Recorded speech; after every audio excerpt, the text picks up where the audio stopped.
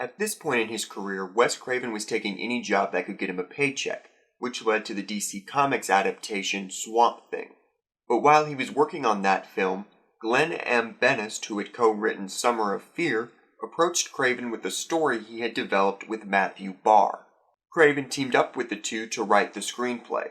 The story is about Martha, played by Maren Jensen, who lives near an Amish-like community with her husband, who is an exiled member of the community. He is killed in what is the beginning of a series of mysterious killings. The movie ends up being somewhat of a confused kitchen sink. There are a lot of ideas thrown around, and nothing really gels together. It's a slasher film made towards the beginning of that craze. For reference, John Carpenter's Halloween was released in 1978, while Friday the 13th was released in 1980. This film was released in 1981. Carpenter's film is a clear influence here. It's not a ripoff like a lot of other films of the time, but it's hard not to see the connection. The killer POV shots are the most obvious and are used frequently. It is nice to see a bit more style from Craven, however, even if it wasn't 100% original.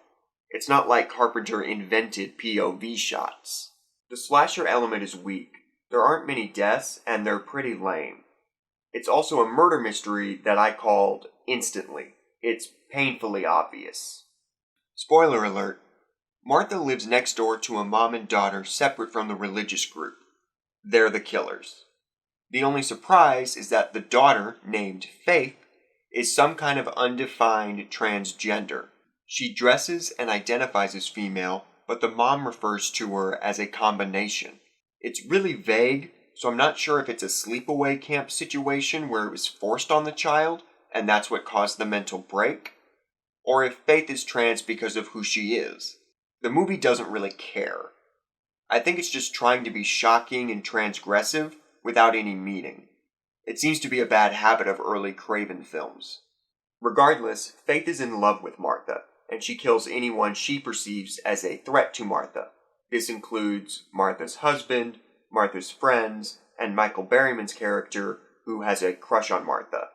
And I think all of that is fine in concept, but did you notice anything missing? The religious group. There is no point to them in the film. They don't factor into the plot at all. 2 members die, but not because of their ties to that group. Also, you'd think religion would matter more since the killer is named Faith. But the group is mostly background noise. They add nothing. In a lot of their scenes, they are framed as crazy and over the top. But then the bullshit ending confirms that they were 100% right. After Faith and her mom are killed, it seems like the movie is about to wrap up. I mean, the movie is done, the story's over. But I'm guessing a producer wanted like a shocking ending, so this nonsense happened. For a lot of the film, there's talk about an incubus, mostly aimed at Martha. It is framed as paranoid nonsense, but the film's closing scene decides that this basic slasher is now a supernatural film. The ghost of Martha's husband appears to warn her before the incubus rises up and drags Martha to hell. Isn't that a satisfying ending? You know what would make Scream a better movie? If after Sidney shoots Billy in the head, a goofy monster popped up out of the floor and killed her.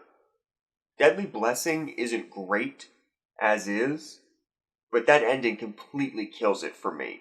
It makes me never want to watch the thing again. And if it's intended to shock, it fails. It's too goofy and too out of nowhere. I was flabbergasted and frustrated, not scared. Another bizarre element involves Sharon Stone's character. Oh yeah, Sharon Stone is in this. She plays one of Martha's friends that come to stay with her after the death of Martha's husband. It was actually her first speaking role, and honestly, she's pretty good. It's not great, which I mostly blame bad writing for, but it's impressive that this early on you can totally see why she became such a big star. There's something magnetic about her performance that makes this character more compelling than she is on paper. What's strange is that she has these recurring nightmares. They go absolutely nowhere. There is no payoff. I think they needed a couple more scary scenes to pad out the movie, and this is what they came up with. The nightmare itself is an effective scene.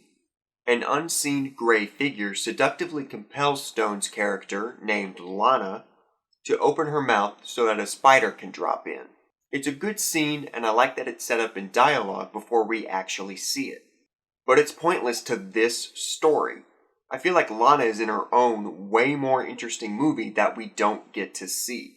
I have read Craven say that he wrote Nightmare on Elm Street around 1981, but he couldn't sell it.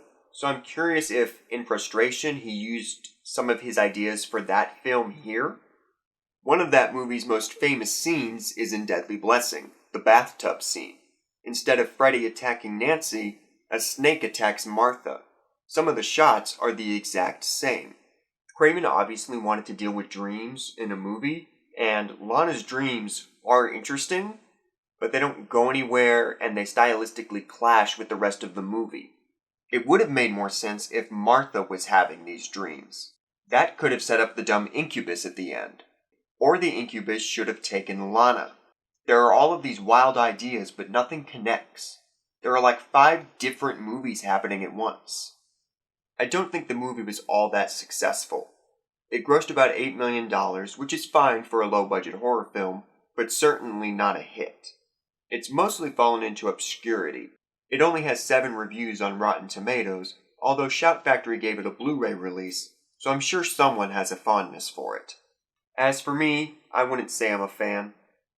It's interesting, as a fan of Craven, to see how he's grown as a filmmaker when watching all of his stuff in order, as I've been doing. He's still defining his style here, but The Hills Have Eyes was focused, crystal clear in what it was about and what it was trying to say, and it was well executed.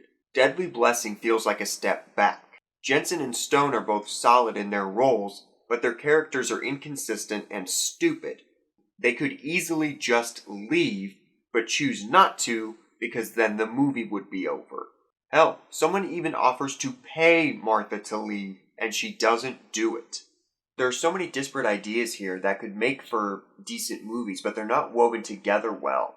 The result is a confused and dull mess that gives no satisfaction or thrill. Hi, if you enjoyed this video, please like and share it. If you want to be notified about future videos, please subscribe and hit the notification bell. Thanks for watching.